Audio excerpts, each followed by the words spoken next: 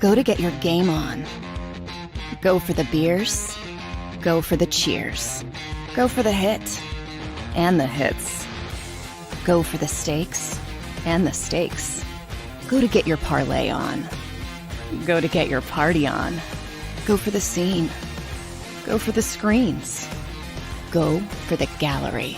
Go for the win. Go to Ocean. Visit theoceanac.com to plan your visit. Philadelphia fans, we're cut from a different cloth.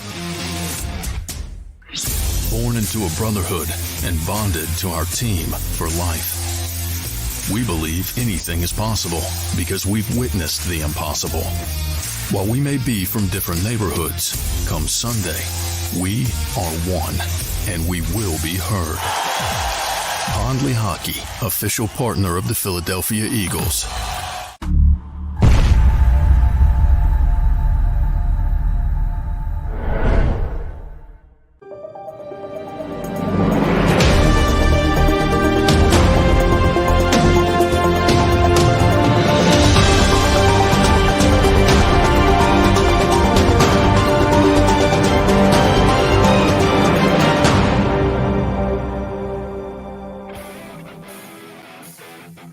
Good morning, NFC East fans. Man, Toad's excited because it's Victory Monday for three teams in this division. Eagles with a big win yesterday.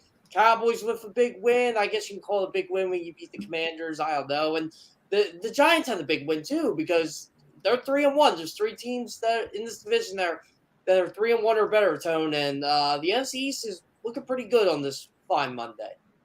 Yes, it's fascinating because who would have thought the NFC East would go from being the NFC least? That's what everyone's talked about, right? But the NFC East has the best combined record out of all the divisions in the NFL. So, I mean, it's something to be said about that, you know, but it all begins and ends with the Philadelphia Eagles, who are now 4-0, the lone unbeaten team.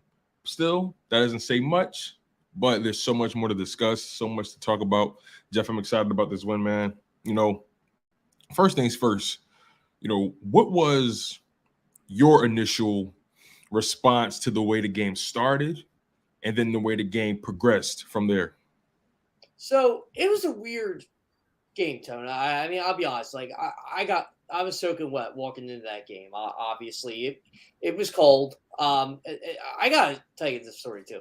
The players were shivering at the end of the game. Like Lane Johnson was literally shivering when we were talking to him, and Javon Hargrave was saying how cold it was. Jason Kelsey, Miles Sanders. It was a cold day, Tony. It's one of those where you dream about football. You know, that's the football where you want to be in, but then you actually play in it. I played in that wear before. It's not fun. I hated it. You were better off playing in it than you were standing on the sidelines.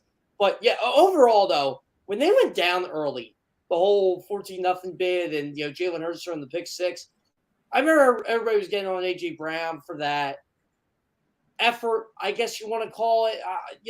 I think he wasn't sure what he wanted to do, honestly. Like, whether he wanted to just bring down Andre Sisco, whether he took a bad angle, and then, because he did hustle at the end of the play. So that was weird to me. Like, I didn't notice it right away, but then I saw people talking about it on Twitter.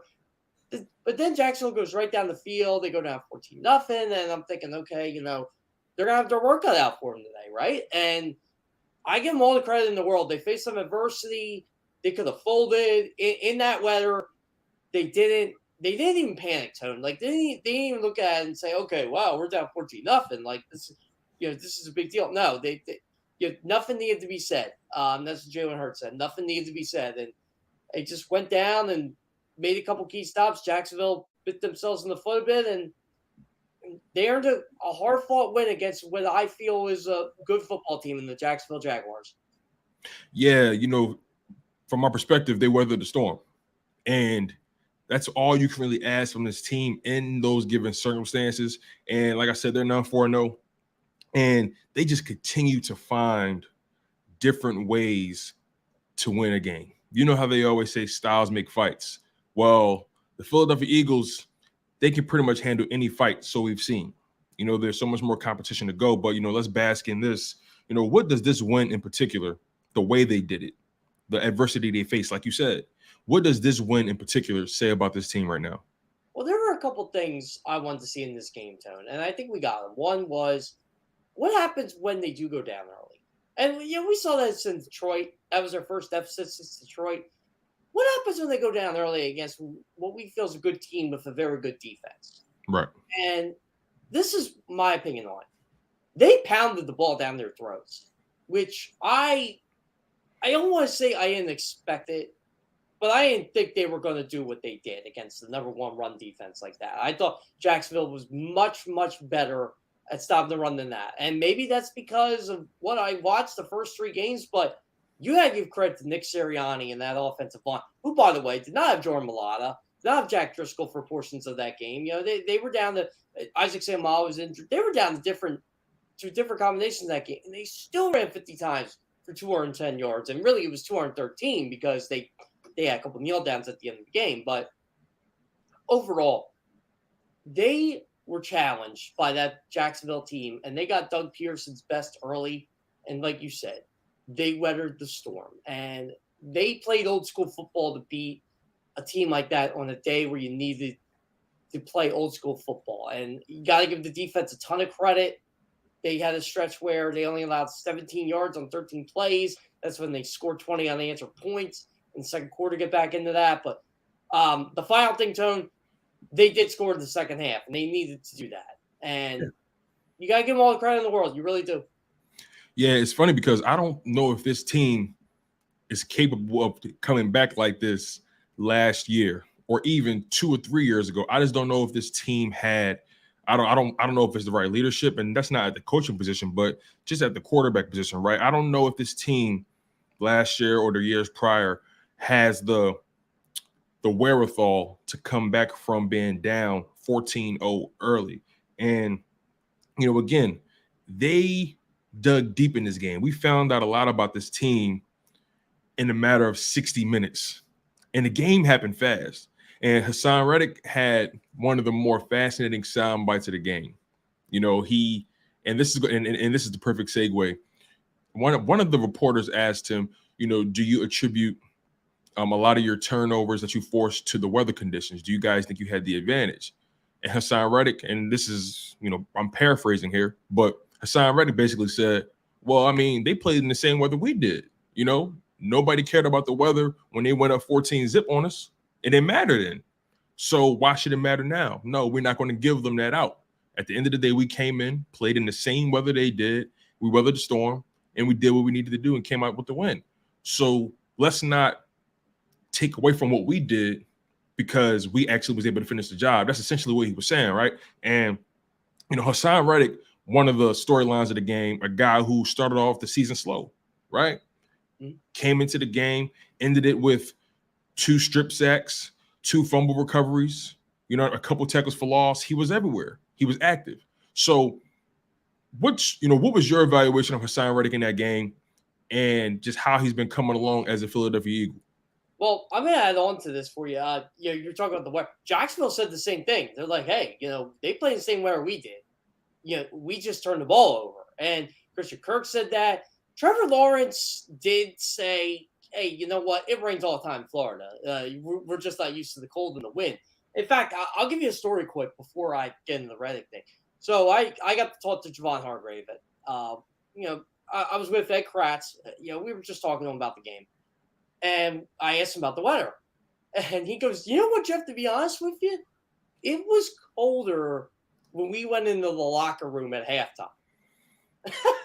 So, that's when they felt it. Like, when they're out playing, and he said he could sense they felt it too with the weather, which I thought was kind of interesting. That's a different vantage point there. And, Hassan Reddick can sugarcoat the weather thing all he wants, which Tone, I actually agree with what he said. But it definitely played a role in the second half of that game because I feel like that's when Hassan Reddick really turned it on. And look, he did a really good job against what I feel is a Jacksonville offensive line that has significantly improved. And he was able to get to the quarterback. And I think Jacksonville, they had to worry about Brandon Graham. Cam Robinson had to worry about him. But then you got Hassan Reddick coming out. just like full force, really. I mean, that was the Hassan Reddick from Arizona. That was the Hassan Reddick from Carolina. That's the Hassan Reddick the Eagles paid for on Sunday. The difference maker, the game changer. Like, as soon as you worried, maybe a little bit, when it was 29-21 under 2 minutes to go in the fourth, Hassan Reddick just ends it right there. Just gets the strip sack, fumble, second one of the day, recovers it, game over. He's the first player since Jared Allen in 2005 and only second player ever to have 2 fumble recoveries, 2 forced fumbles, and 2 sacks in the game. That's impressive, Tone. So I got to give all the credit to Hassan Reddick in the world. He was the difference maker on a defense that has a ton of them. Yeah, another game changer, another difference maker was on the offensive side of the ball. Miles Sanders, man, did he come with his chin strapped, buckled 2 times? Did he come to make did he made sure that this was a game that he was going to dominate? And I give credit to Nick Sirianni feeding him. I give credit to Jalen Hurts even giving him the ball more so in those RPO situations, right? But Miles Sanders, I mean, left the game with 27 rush attempts, 134 yards, averaged 5 yards a carry, 2 touchdowns. He was in rare form today. We've never seen him with this workload, and that just speaks to the level of conditioning he's prepared himself throughout the offseason. And another key factor of this game that I was actually worried about, I was worried that he would be the fumbling machine today. I'll be honest, because Miles Sanders has moments where he has those mental lapses, and today was the perfect environment. Today was the perfect day for Miles Sanders to revert back to that version of himself. So what was your thoughts on Miles Sanders' game? You know, can you expand on just his impact and just when the tide started to shift, when he started to become more involved? You got to give the Eagles a ton of credit here too, Tone. Get 50 carries, no fumbles. Your turnover 50 carries, was, no fumbles. Yeah, that's a big one. Yeah, and Jacksonville, look, they fumbled 4 times, and it was all Trevor Lawrence. Yeah. Well, actually, let's not forget James Robinson, I think, fumbled as well, but they got it back. Yeah, they did get back. So, yeah, technically they had 5 fumbles. Yeah, yep. You're right there. So, but maybe that's just the difference in how the Eagles are built. Like, the Eagles had a terrible takeaway in the first quarter. And, again, Jalen Hurts said it best, shouldn't, threw an interception. I mean, hey, he knows the mistake he made. But after that, they were flawless on offense. I'm like, oh, man, they might fumble the ball a ton today. Jalen Hurts is going to pound the rock. Trey Sermon, another one. He didn't fumble the ball when he got his minimal attempt. But you're right. Miles Sanders ran like a man possessed. He just looks like a completely different player. If I had to rank the running backs of the NFL right now, Tone, it would be Saquon Barkley, Nick Chubb, Miles Sanders. Really? Right now. Because Miles Sanders is 3rd in the NFL in rushing yards. He's 3rd in the NFL in yards per carry for running backs that have over 60 carries. Okay. The touchdowns, again, 2 touchdowns yesterday in the pouring down rain and the wind. Miles Sanders, Nick Sirianni said it, Tone. He is our number 1 running back. Well, I mean, you guys, well, not you, but a lot of people questioned it, right, in the offseason, which I don't understand why, but I mean, it was questioned. So, I mean, yeah, it was cool to poke fun at that narrative for sure. Oh, it is. And you know what? Sanders just feels like a different person, right? So yesterday, after his press conference, he can't get his pads off, and he's like smiling about it. I don't think he wanted to take his pads off yesterday. After a game like that, I mean, why would you? But you run for 135 yards, you want to keep them bad boys on. You might want to frame them. Yeah, I think that's what he wanted to do. Like, he had to get like 2 equipment managers help him get his pads off yesterday. I mean, he was soaking wet too, but you could tell Miles Sanders was having fun in that yesterday. I think he knows the Eagles have all the confidence in the world, and guess what? He knows a fat paycheck's coming this way, whether it's from the Eagles or somebody else. Yeah, and I don't know, and that's a whole another topic that I don't want to necessarily get into yet, his contract situation, because there's so much football left to play. But Miles Sanders had a career day, and the team 50 attempts, 210 yards. Jalen Hurts did his thing. There was a moment in that game where Jalen Hurts willed his team back into the game, and that was when they went down 14-0, and they drove down the field, and he had this touchdown run that just signified we're not losing this game. Everything about that moment signified to me that we're not losing this game. He went toe-to-toe with, I don't know if it was a linebacker or a safety, but they went body to body, and he crossed the threshold, and he put up the first points. And I got to give credit to Nick Sirianni for being aggressive. He was aggressive early, and he set the tone. He made it very clear that this is the kind of game we're playing. We're going forward, and we're going to make sure these guys know across from us that it's going to be a long day. Yeah, so that linebacker was Devin Lloyd, by the way. I didn't want to cut you off there. So no, you're good. Yeah, I'll tell you what. You're right. That play, in my mind, I thought changed all the momentum. 4th and 3. Yeah, Jalen Hurts takes QB sneak. I see Lloyd coming. And again, this is on the other side of the field. I'm like, oh, crap, Devin Lloyd's going to lay him out. He is just going to obliterate him because Devin Lloyd can hit. Jalen, you heard the pound. Like, you could see that he was embracing it.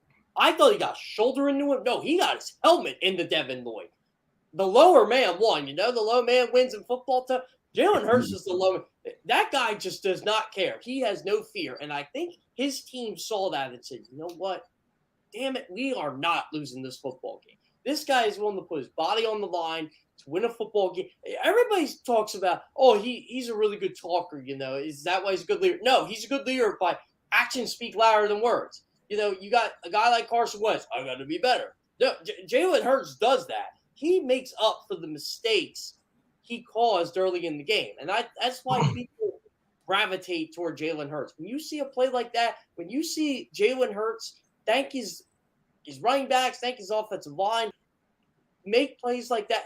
Jalen Hurts is a good football player, Tony. I mean, it was hard to put up MVP numbers yesterday, but Jalen Hurts turned in an MVP-type performance just by what he was able to do to bring them back.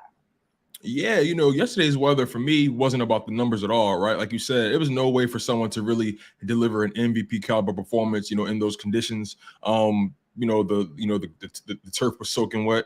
The ball was slipping and sliding any and everywhere. But this offense, man, after going down 14-0, they just somehow, some way, just took complete control of this game. And I know we said the numbers didn't mean anything, but there were only 2 numbers, in my opinion, that told the entire story of the game. That was time of possession and total plays. The Philadelphia Eagles controlled the ball for 39 minutes and 51 seconds. The Jags only controlled it for 20 minutes and 9 seconds. And the Philadelphia Eagles was able to get 77 plays off. The Jags, only 46 plays. So that just tells you right then and there who was controlling the pace of this game. And there are moments where people lose those games. We've seen the Bills dominate every stat line, and they still lose the game to the Dolphins, right? The Philadelphia Eagles, that didn't happen with them. And they dictated the pace. They were physical, and they made sure the Jacksonville Jaguars know the first quarter is just the beginning. You had to get to the end. And, I said before this game started, and, next up we have our guy Mike Gill. He's on his way here. But I told a lot of people before this game started, this has to be a Miles Sanders game, and this has to be a game for the big bodies. Not the faint of heart, not the skinny guys. This wasn't the Devontae Smith, esque environment. This game was for the big bodies, the A.J. Browns, the Dallas Goederts. You know what I'm saying? A.J. Brown, 5 catches, 95 yards, no touchdowns. He would have had one, but they called it back. Dallas Goedert, 5 catches, 72 yards. And then everyone else had 22 yards or less in receiving and 3 or less catches. So this was a game for the big bodies. This was a game for the guys that had the most meat in their bones to be able to dictate the pace. Jalen Hurts, squatting 600 pounds. Dallas Goedert, like 6'4", 6'5", runs like a deer, but he's knocking guys down like a moose. Then you got A.J. Brown, a guy who has hands like glue, that was doing his thing in the middle of the field and catching those clutch third down, those clutch third down receptions. So you have to give credit where credit is due, man. And this Philadelphia Eagles offense, they are, again, continuing to show that they know how to win in various ways, in various situations.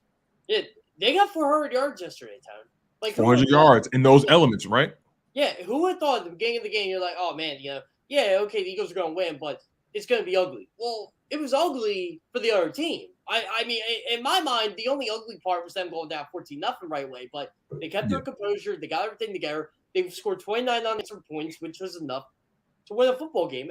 And look, this is what I like about this team. And I'll talk about this with Mike Gill, too. They're 4-0, but they got to keep their foot on the gas. Because absolutely. You got the Giants. You got, 3-1's 3-1. The Cowboys are 3-1. The Giants are 3-1. You got to keep up the pace. And they're able to do that. And, we'll talk about this, too, later in the week. I'm going to be watching some of the Arizona game. It looked like Arizona had an ugly win yesterday, but they're still alive, Tone. 2-2 in that NFC West. It's going to be a big game next week. Yeah, absolutely. And they have a test ahead of them, right? Eagles got to go to the desert. They don't have the best luck in the desert, but I think this is a different regime. I think they have a different mentality in how they approach the game, how they approach winning, how they approach, adversity, right? And when we have so much more to discuss with our guy Mike Gill. So he's actually in the green room right now. Any final thoughts, Jeff, before we go to break? You know what? I'm just curious to see what Mike thinks about the Commanders-Cowboys game yesterday, because I got to watch bits and pieces of it, obviously being at the link and doing a lot of Eagles coverage yesterday. But, yeah, I'm curious to hear his thoughts on the other games of the division, because I know he watched them all. Hey, you guys heard it here first.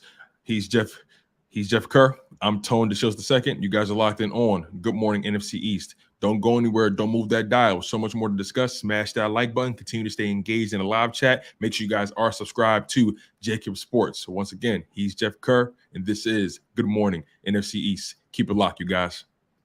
At Pond Lehocky, we've recovered billions of dollars for our clients, and we're confident we can do the same for you. With over 250 years of combined courtroom experience, we've helped over 100,000 injured clients obtain some of the largest settlements in Pennsylvania. One conversation is all it takes to help you and your family get back on track. If you've been injured in an accident, give Pond Lehocky a call. Go to get your game on. Go for the beers. Go for the cheers. Go for the hit and the hits. Go for the stakes and the stakes. Go to get your parlay on. Go to get your party on.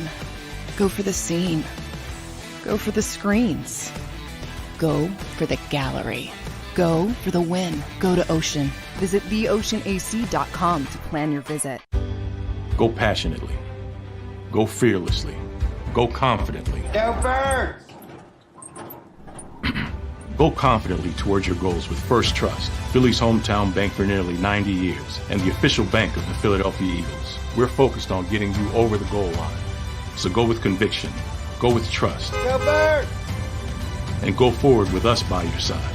First Trust Bank, the official bank of Philadelphia dreams. Oh, and go Birds.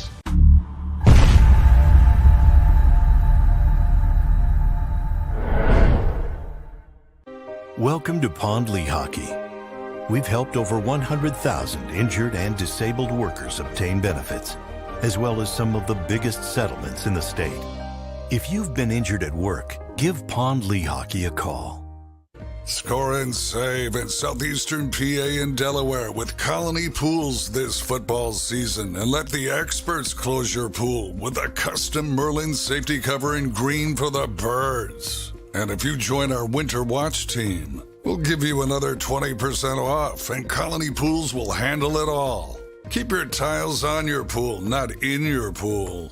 Fly with Colony right now, Birds fans. Visit flywithcolony.com.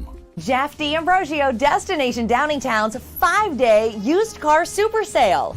Jeff puts an end to high prices now. 5 days of the best car, truck, and SUV deals ever. Over 1,000 vehicles, every make and model. Stop overpaying. See Jeff today and get a quality car, truck, or SUV now. The 5-day used car super sale. Experience how easy it is to deal at Jeff's. Nobody treats you better. Nobody gives you more. Jeff D'Ambrosio, Destination Downingtown. GoJeffAuto.com.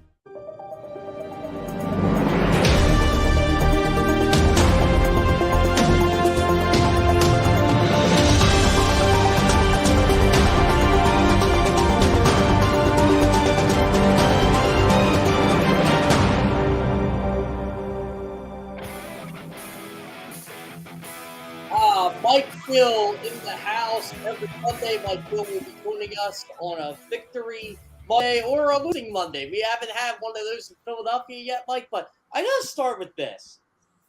So after the game yesterday, we're interviewing James Bradbury, right? I don't know if you saw the clip yet, the clip I posted, but you got Darius Slay basically just sitting, he's changing, and he goes, the real question you got to ask is, how did the Giants let you go?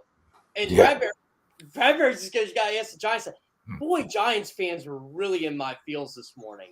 Saying, "Oh, Eagles are lucky they're 4-0, this and that, this and that." To me, there's a lucky team in this division, and it ain't the Philadelphia Eagles. Yeah, it was an interesting day yesterday. No, I don't think the Eagles were so much lucky. I think yesterday kind of shows you that begrudgingly, if you're a Giant fan, Cowboy fan, and I don't know that Commanders are even paying attention anymore, but begrudgingly, you might have to be bold enough to say this Eagles team might be pretty good. Are they the best team in the league? Maybe not, but there's very few teams in the league that are legitimately good football teams. Everybody's got flaws. It's up and down. It's all around. Everybody beats somebody. And then the answer was, well, they didn't beat anybody. There's nobody to beat. All the teams are mediocre. It's a week-to-week mediocre league that the Eagles right now are showing people of a league filled of mediocrity.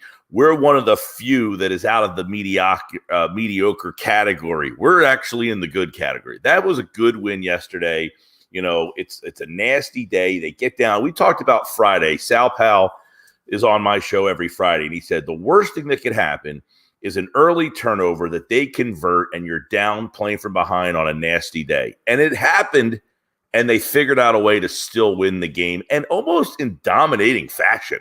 I mean, take away the first quarter and a half of that game, they dominated that game yesterday against a team that probably in the end is going to be pretty good. Now, is that game played the same way if the weather's different? I don't know. Does Trevor Lawrence fumble 4 times? I don't think it's ever happened in history where guys lost 4 fumbles in a game. They turned the ball over 5 times.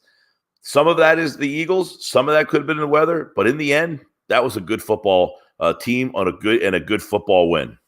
Since at least 1991, no quarterback has ever fumbled the football 4 times in the game. So there's your answer. I mean, it's rare, but look at those conditions. And I'll tell you, I was cold, and I was in the press box.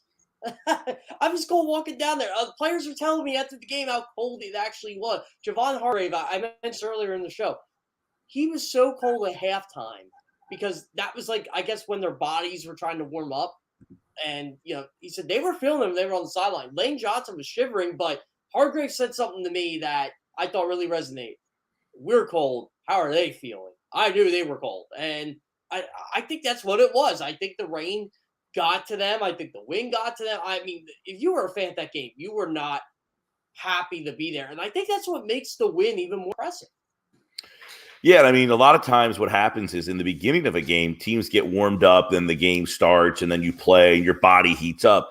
Then you get that, when you go down to Miami, one of the things about playing the Dolphins in September that's so tough is it's so hot, and you're playing the game, and then you go into halftime, and they blast the air conditioners in the locker room, and you're like, oh, this is nice. And then your body kind of changes, and then you go out for the third quarter, and you're like, oh, my gosh, this is hot again. It was almost reverse this week where, Jacksonville, you play the first half, they played well. Then they go into the locker room, they warm up, and it feels good. And then you get back out there, and you're kind of tense and cold. I just thought the Eagles utilized their physicality against a team that's probably not there yet. That's a young team. They're very talented. They got a lot of – but young guys generally in the early stages, they don't like to get beat up by the men. And the Eagles have some grown men, and they just utilize their size and physicality in that game. I mean, I call a lot of high school football games, and the guy that I do the broadcast with, he'll always say, run that same play again. Run that play. What's it called? Again. You run it again until they figure out how to stop it. Jacksonville just couldn't stop you yesterday. Miles Sanders dominated the game, but that offensive line dominated up front, and they just ran it again and again and again, and Jacksonville looked demoralized by the end. Yeah, Jacksonville was one of those physical teams, too. You could tell they're taking on the personality of their defensive coordinator and their head coach. We are going to out-physical you. But they got out-physical yesterday. Absolutely. And James Robinson, a guy who I thought was going to get the rock a lot yesterday, I think he only got 9 carries, Mike. I don't think he got a lot, and I think he was down. I think Travis Etienne was worn down because of the Eagles' run defense and because of what T.J. Edwards was doing. And I thought what really broke their spine was Devin Lloyd, one of their hardest hitters, one of their best playmakers on the defensive side of the ball, took a shot from Jalen Hurts. I thought initially Hurts took the shot, and again, I'm not watching on TV. Then you see the replay on TV, what? Oh no, QB1 was the guy who decided, I'm going to lower my head, I'm going to provide the boom, and you are not taking that ball away from me in the end zone. You are not stopping me on fourth down. I thought that was a big difference in the game, and those are the type of plays that may get Jalen Hurts an MVP at the end of the year. Yeah, it's funny you say that, because if you were watching it on TV, you thought the same thing, that not only did he take a shot, you thought maybe it could have been a shot that knocked him out. You're thinking, because he dives, he lowers the boom, and the ball does squirt out because it hits the ground. But on the initial quickness of the play, it almost looks like he took a shot so much that he almost got knocked to the point that the ball just came out, and that he might have been just kind of laying there in a graphic moment. But no, once they replayed it and you saw it from a different angle, he actually lowered the boom and ran right through Devin Lloyd, nothing stopping him to the end zone. He actually got to about the 3-yard line and looked like he kicked it into another gear. I mean, it was a tremendous run. And I think at that moment, right, you kind of felt like, all right, they've weathered the storm. They got into the end zone, and then they get the ball back. And, Bradbury with that interception was a huge spot in the game too, because they're driving down Jacksonville again. They're in the red zone, and Bradbury comes in, makes it just an unbelievable catch. There was a couple defining moments in that game, and we go back to where we first started this conversation, is that good teams make. I mean, you got to get that turnover in the red. The good teams get the turnover in that red zone. The mediocre teams that end up being like, oh, okay, they give up 3, maybe 6 in that spot. The Eagles got the turnover in that spot. So there was 2 plays, one on offense, one on defense, that really kind of changed the complexion. Because I think if Jacksonville gets in and scores in that spot, who knows? Exactly. Well, here's the other one. What if they stop the Eagles, right? Because it's 14-0. And so I sit with John Kincaid and the injured Checo, which you two guys know very well. And we're debating when they go for it. We're like, they probably should kick here. They probably should take the points on a day like today. They're on the ball down the field. And then we laughed after Hurts scored. We're like, well, that's why we're not general manager. That's why we're not football coaches. That was the wise play there. I'll tell you another part of the game I thought was a genius move that I could see why Nick Sirianni wants to oversee everything instead of calling plays. When he called the timeout in the third quarter so Jake Elliott could kick that field goal, because the wind was at his back, and that's where it was all day long, and Elliott was making his kicks. He said, you know what? No, we are taking the points here. And they got even luckier that Jake Elliott was hit. But I think Jake Elliott might have felt that, because I thought they were going to kick in the fourth quarter late. And I think that roughing the kicker had a lot to do with that. Yeah, the whole role that Sirianni plays in this is an interesting conversation, because it's, a year and 4 games now into his tenure, it's kind of hard to figure out what he is and what role that he has. But I think that you mentioned the fact that he is a young coach who got this job based on he's an offensive guy primarily, and he is willing to say, what did Doug famously say? Like, that's the fun part, is calling the plays. Well, sometimes, having fun disrupts the success because you have too much on your plate. And Sirianni was cognizant enough to say, we're not our best version if I'm calling the plays. I'm going to give that up. And then now it allows him to see the whole game and make decisions like that and have an understanding. What happened with Denver, not that they're any good, but the Nathaniel Hackett thing, that he hired a guy. I said, I don't know why more coaches don't hire a guy specifically to run the clock for them. Why would we expect football coaches to also be elite clock managers? Like, you can only be elite at so many things. Why do we think a football coach is going to be some elite mathematician in terms of running the clock? Like, I have no problem with a coach stepping aside and understanding that our team may be better if I'm not doing this, even though I'm maybe better than that guy at doing it, or I'm just as good or whatever. It is lessening my ability to do what he did yesterday. So I think Sirianni is really growing into, that role. and right before our very eyes. And there's moments each week that we see. And this is one thing I like about his coaching staff. He can trust his offensive line coach in Jeff Stalin.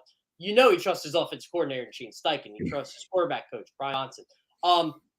On the defensive side of the ball, right? I think Jonathan Gannon gives a lot of stuff to Denard Wilson, the defensive backs coach, because he trusts him. And Denard Wilson is going to be a defensive coordinator in this league, whether it's with the Eagles or somebody else. But you can tell the Eagles have a really strong coaching staff, and players are developing. They're getting better. Like, there's a reason that Kobe Dean don't see the field. Like, TJ Edwards makes plays. Yeah.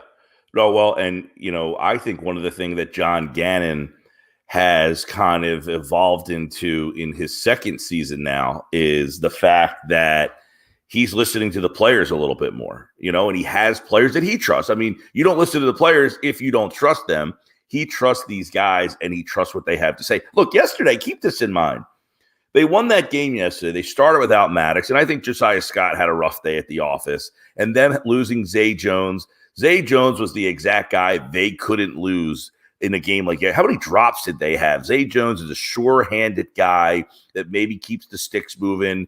I thought Josiah Scott, they went after him a little bit, had a tough day at times. But you have Maddox out. Then you have Slay out. And you still dominated the game defensively with McPherson and Scott playing a lot of snaps yesterday. And I think that is a good indication that Gannon is growing as a coordinator as well. We forget the guy was a defensive backs coach. He didn't come here as, this mastermind defensive coordinator. He was a defensive backs coach. So I think he's kind of growing into the job as well, and getting more talent helps. But yesterday, he didn't have his full brigade of talent, and they still kind of dominated the game on defense. I didn't get to watch much of it. I know the Cowboys won 25-10. I know the Commanders did not look good based on what I got to see. You watched a heck of a lot more in this game than I did, Mike. What are we making the Cowboys right now? I mean, 3-1 is 3-1, and they're looking a pretty impressive 3-1 despite the circumstances. Well, their defense, man. And again, yesterday, their defense. Look, I think Washington has a lot of issues. In fact, if you're talking to people in Washington, it's right back to that there's a lot of more issues fundamentally in the organization, right? That they have that there's something not right there. And I don't know if it's Carson Wentz, if that's already backfiring on them, if they're already thinking, did we make a mistake with this move here? But that Washington team should be better than they are. The Dallas, look, Cooper Rush, give him some credit. I don't know what's going to happen. I think Dak Prescott, there were some reports that he might play in week 5. Rush is playing pretty well. He made some big throws yesterday in that game. But I think what they're doing, Lamb had a good game yesterday too. Remember, he had the big drop the week before and they won the game. But their defense is outstanding. And that's something that when you look at teams in the NFL, if you can be consistent on that side of the ball, you're going to be tough. If you can, it's like the old Buddy Ryan teams, like or the Andy Reid teams, where you would say, McNabb, just run around and make a play or two, and our defense will be good enough that those 2 plays that you make should help us, win a game. So that's where I know it's not that Dallas is asking the quarterback to run around and make plays, but they're keeping it simple. They're playing just tremendous defense right now. And we talk about it at the beginning of the year. The difference between Philly and Dallas when the year started was, well, we thought they had the better quarterback. We thought they had the best defense, but the Eagles may have had a better 53. Well, we're seeing that Dallas's defense is really good. We're not sure if they have the better quarterback, but that defense is good enough to still make this, I think, a pretty interesting race. Yeah, so one of my overreactions reality checks for CBS Sports this week was, if Cooper Rush starts the next 2 games, the Dallas Cowboys can win the NFC East. And I said that's overreaction. But even though I gave Cooper Rush a ton of credit, if Dallas is in the NFC East race, I agree, Mike, is the defense. But they're not playing the Commanders now. They're not playing the Giants. The Bengals win was impressive, but I think the Bengals are a much different team now than they were in week 2. Now you got the Rams. Now you got the Eagles. You got 2 challenges coming up. I mean, the Eagles can really find a way to separate themselves from Dallas, especially if Dallas loses next week. Like, there's blood in the water here. And Dallas, I think, I don't want to say their season comes down the next week because that's a really big overreaction. But I think next week is a real prove-it game for that football team. Well, every week for them, Yesterday, I think if you look back at their box score, I think they ran the ball more than they threw it. How many weeks? Now, they're very balanced. I think it was 29 to 27, 29 runs, 27 passes.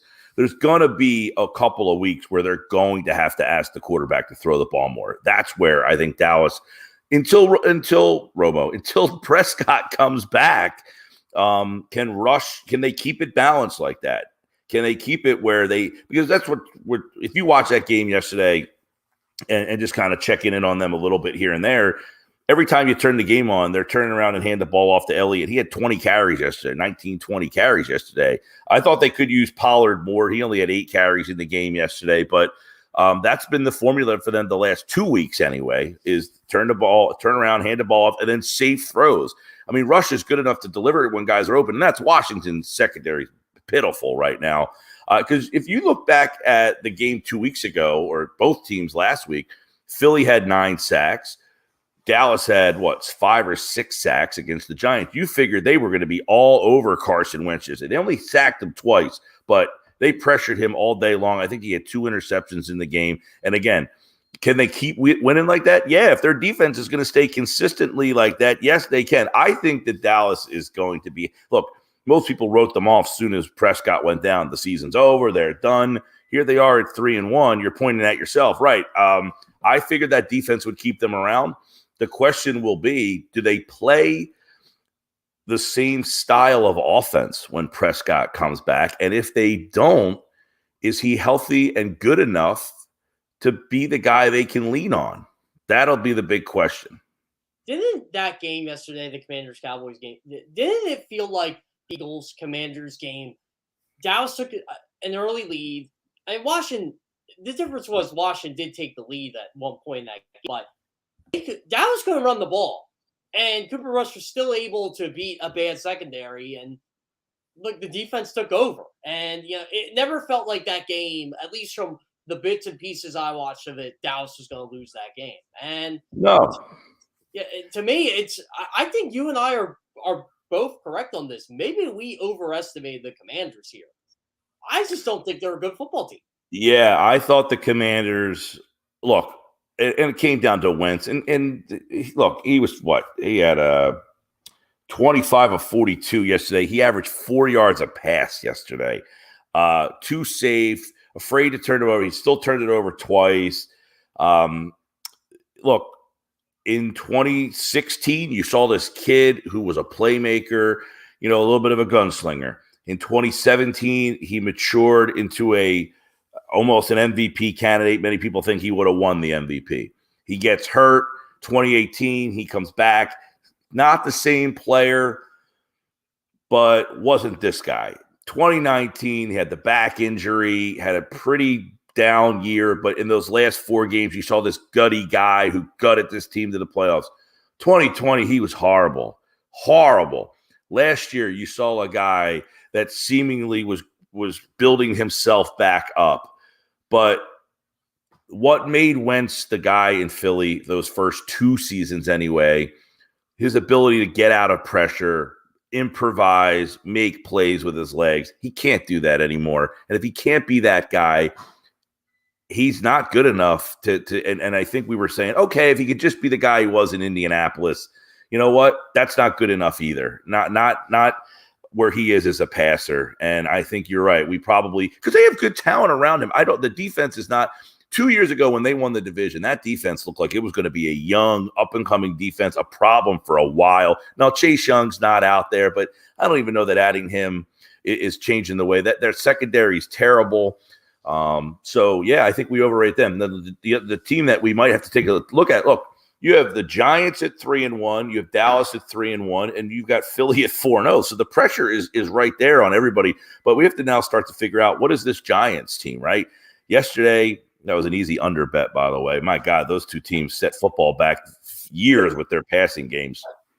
But the Giants' defense, is that something that they can – the problem with the Giants is I don't think their defense is consistent enough like Dallas's defense, where you can have limitations on offense. Dallas has some limitations on offense. Their defense hides. I don't think the Giants' defense is consistent enough week to week to hide some of the limitations on offense. So the Giants have more – of maybe a ceiling of like 9-8, whereas Dallas, I think, can probably get to 10 or 11. I'll tell you what, Mike, I think Giants fans are about to get a huge disappointment out of this football team because all of a sudden now, I think they're starting to think they're as good as the Eagles and Cowboys because of their record. Well, guess what? The Eagles and Cowboys didn't get to play the game of the Chicago Bears. So they did. And I was not surprised the Giants won that game yesterday because they are a better coach team. Because Saquon Barkley right now, in my opinion, is the best running back in the NFL. Daniel Jones isn't turning the football over like he normally does. But overall, the Giants are doing what they're supposed to be doing. They're beating teams they're supposed to beat. And that Tennessee win now looks significantly better after what you saw the Titans do the last 2 weeks. And look, the Bears aren't a good team, but the Giants beat them. They took care of business. Their only game they looked bad was the game on the national spotlight. But you're right. I think we have to take this Giants team seriously because they can run the football. Well, yeah, Jeff, you just kind of hinted at it. You said, well, they beat the Bears, and everybody's going to say the same thing. Nobody's beating anybody, especially in the NFC East. The NFC East plays a pretty weak schedule this year. That was the whole narrative coming in. Oh, the Eagles have the second easiest schedule in the league, and this team's got, the four NFC East teams have 6 or 7 of the 4 of the 6 or 7 easiest schedules in the league because of the divisions that they crossed over and played this year. So. What do they play? They play the AFC South. So they're all playing Tennessee, Indianapolis, Houston, and Jacksonville. So probably the weakest division in football. So each week we're going to keep saying, like we've talked about it a couple of weeks ago, when are the Eagles going to get tested? Now they go to Arizona. They had a nice road win last week, but they're horrible at home. They're actually, I think they're 9-1 in their last 10 road games and 1-7 in their last 8 road games. Maybe Tone can look that up for me, but I think I remember talking about that last week. Is they're not a good home team there, but that Arizona team, and I tweeted this yesterday about they're like everybody else in the NFL. They're mediocre. They're week to week. What team shows up, you never know. That Arizona game might be they play Dallas right before the bye. They got Green Bay in week 12. They just don't have a lot of challenges on the schedule. And we're going to be saying that about everybody. We're not going to learn anything about the Giants because they're just not going to play anybody. And it's like the Eagles last year. They made the playoffs. They got in, but they didn't beat anybody. And then when they got into the playoffs, they played someone and they weren't ready and they didn't stack up. So I think that might be where the Giants could be. They could be like last year's Philadelphia team where they got into the playoffs at 9-8 and they faced a real team and just figured out that they weren't there yet. But I think that's going to be the whole season, Jeff, because there's nobody on the schedule that anybody's going to be able to get a true litmus test to see if they are ready. Yeah, you took my word there, litmus test, because I think the Giants might have one next week against the Packers, but that game's in London. That's the one team. The Packers are the one team that the Eagles play, the Giants play, like that you can kind of stack up. And even they struggled yesterday at home against a pretty mediocre New England team. And I watched a lot of that game. Yeah, and one of my early reactions was the Packers are the best team in the NFC. And on paper, I think they should be. But you're barely being Bailey Zappi, who never played. It's incredible. Like, defense is better than that. And yeah, their offense is discombobulated right now. It's out of sync. They're getting better by the week. I'll give them credit, but I mean, unless they don't have the weapons that they had, and that is a problem. I mean, you have a guy like Davante Adams. You take him away, I'm not saying, and this isn't to slight Aaron Rodgers in the least bit, but you have a great player throwing to a great player. Now you have a great player trying to find a great player, and they don't have the guys to make the plays that Davante Adams was making for them, and that shows because in a moment where you need something, he knows he can flick it up in the air because he's that good, Rodgers, just to say, all right, I'm going to get it to you, buddy. That guy's going to go up and go get it. Who's making that play for them right now? Nobody. Yeah, and this is, to me, the difference between Aaron Rodgers and Patrick Mahomes. It's the front offices. Green Bay decide, you know what, we're going to replace him with young guys because we're paying Aaron Rodgers a lot of money. The Kansas City Chiefs decide, you know what, we're going to allocate this Tyreek Hill money. We're going to get Marquez Valdez-Scantling. We're going to get Juju Smith-Schuster. We're going to draft Sky Moore. We still have Travis Kelce. we still got a pretty good team. Oh, by the way, Patrick Mahomes is the best quarterback on the planet. And to me, Mike, it's Kansas City, Buffalo, and everybody else right now. And I'm going to count Philadelphia in that right now. But I think Philadelphia is starting to get in that territory where it is Kansas City and Buffalo. Yeah, I watched last night. I mean, I was all over the dial yesterday. And I don't watch Red Zone, so I'm watching games, guys. I'm watching. Game is good. I watched that when I got home.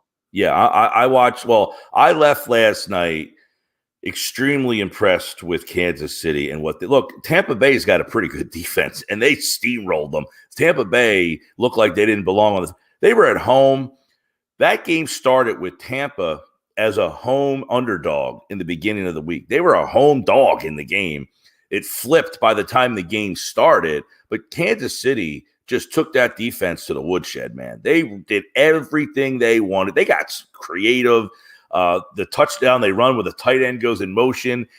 They had Mahomes pointing over here. Everybody went that way, and the tight end snuck up under center and took the snap and ran it in for that was – I don't think I've ever seen that before. But I left very impressed with Kansas City. You mentioned Buffalo. Baltimore is a team that I think is tough. I don't know that they're a team that we're going to give enough credit to. They should have won that game yesterday. Now, I give credit to Buffalo. I give credit to Buffalo going on the road for the second straight week in a tough place to play and coming out with a win. But I think Baltimore's pretty tough. I'm trying to think who else yesterday was like, all right, you mentioned Tennessee. I think we're downplaying Tennessee a lot. They won 13 games last year. They lost A.J. Brown. I think they have to kind of reinvent themselves a little bit. But, by the way, 2 straight weeks I bet Tennessee. That team is an easy bet right now. But I liked not the Tennessee. I don't think they're a Super Bowl team, but I think you're right. They're better than we probably were giving them credit for after the way they started. But there's not a lot of cream rising to the top. I think Philadelphia's got to be. Look, they're one of the 5 teams right now that have a shot. Yeah, and by the way, you know who Tennessee got next week? No. The Commanders. So okay, 3-2. But overall, Mike, once again, I appreciate you coming on. I love talking NFC East with you on Monday morning. We'll be doing it tonight on Sports Bet at 5:30. Who else you got on today, by the way? Man, it's too early for me to think. We do football at 4 every day at 4:00. We do the guys from Inside the Birds are on. So today is Jeff Mosher. John McMullen is on at 3:00 every day. Actually, on the day after an Eagles game, it's probably a little later because Sirianni talks. So Johnny Mack joins me.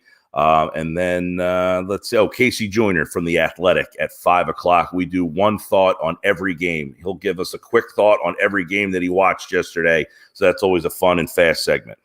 All right, Mike. Sounds great. Listen to the Sports Bash. Comes on at 2:00 on 97.3 ESPN. Mike, I appreciate you, my man. I'll talk to you later this afternoon. All right, Jeff. See you, bud. All right. And I got to pull my Joey McDonald here. He is coming up next, but we got to put a bow on the show right after this.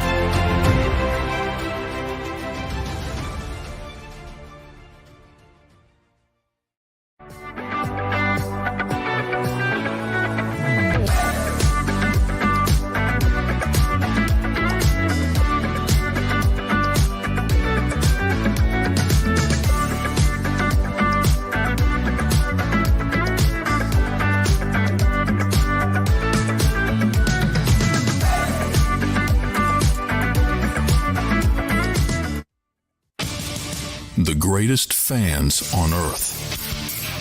It's a bold statement, but would you expect anything less from Philadelphia? 58 years of heartache creates a toughness, a grit, a resolve not found in most.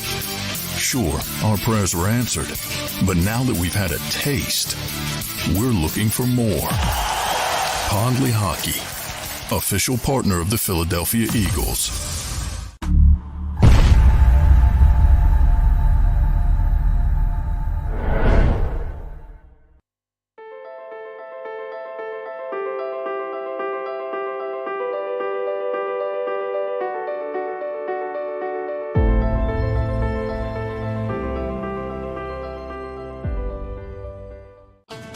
The faces you know, the team you trust. The Delaware Valley's leading news program, Action News. Go for the beers, go for the cheers, go for the hit and the hits, go for the scene, go for the screens, go for the gallery, go for the win, go to Ocean.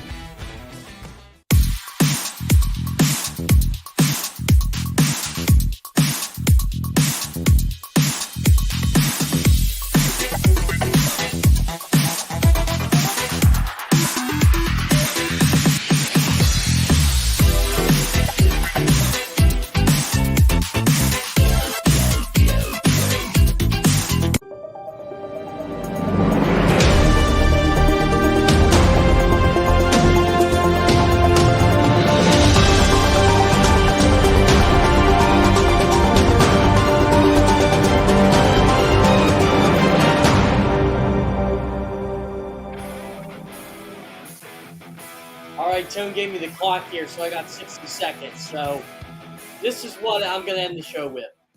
If I have to rank the NFC East hierarchy right now, I think it's the Eagles and the Cowboys. I think they're the two, if you want to be quite honest. Based on what I watched a little bit of the game, I didn't expect the Cowboys to lose yesterday. And I definitely didn't expect the Eagles to lose, even though the Eagles had a much tougher opponent than Dallas yesterday. Eagles and Dallas are the two best teams in this division. I respect the Giants. I think the Giants are doing exactly what they should be doing. After that Tennessee win, I thought the culture has changed there. And it is changing. It's continuing to change. I think Giants fans got to hold their breath, though. You should not be crapping on the Eagles and Cowboys. Because guess what? You're not at their level yet. You might get to their level, maybe even this year. But I don't think so. But I think the Giants are going to be a thorn in everybody's side the rest of the season. And they got a good test next week. Washington, I don't know.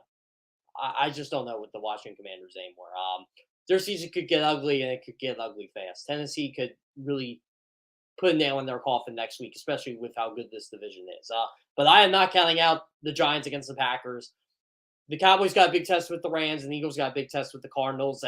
But overall, guys, it was football Sunday. I'll talk to you guys about what I saw at the Eagles game tomorrow. I'm expected to have Clay Harbor on to do me on here. So, again, it was a fun show. Once again, another Victory Monday here on Good Morning NFC East. Once again, my name is Jeff Kerr, NFL writer, CBS Sports. You can read a bunch of my columns over at cbssports.com from the game yesterday from Philadelphia, and also my Week 4 overreactions and reality checks. Burst 365, Joey McDonald and John McMullen coming up next. Remember, smash that like button, as what Rob Ellis always says.